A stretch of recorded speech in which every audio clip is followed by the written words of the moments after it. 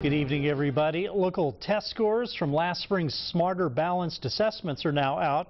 The new test has set a baseline for school districts. Jackie Del Pilar tells us how Yakima Valley schools compare to the rest of the state in tonight's big story. After months of tallying, state test scores are released. Last spring was the first time for Smarter Balanced testing, a computer administrator test focusing on Common Core standards. I would say we didn't have any preconceived notions going in. We had heard from the state that we expect to have, a decrease. Statewide, about half of 3rd through 8th grade students are proficient in English and math. But just 1 in 3 Yakima School District 3rd through 8th graders meet the standards. District leaders are now taking steps to improve those scores.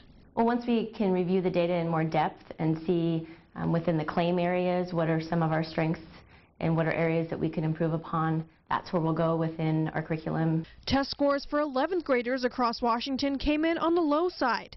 Statewide, just 26% of 11th graders are proficient in English and 14% in math.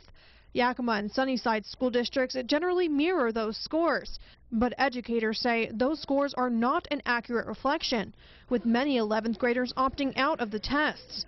Opt-outs count as zeros to a school's average score. Many refused to test because it did not count towards graduation requirements.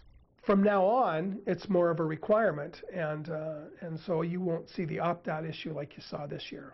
West Valley School District leaders are pleased with their school's results, with students scoring at or above the state average in almost every grade and subject. This is one of the first times in my experience in Washington State that math scores were higher than reading or English language arts scores. A success other schools in the Valley hope to mimic now that year 1 of Smarter Balanced testing is in the books. In Yakima, Jackie Del Pilar, Action News. See a breakdown of test scores in your area. You can check out a link on our website, KIMATV.com.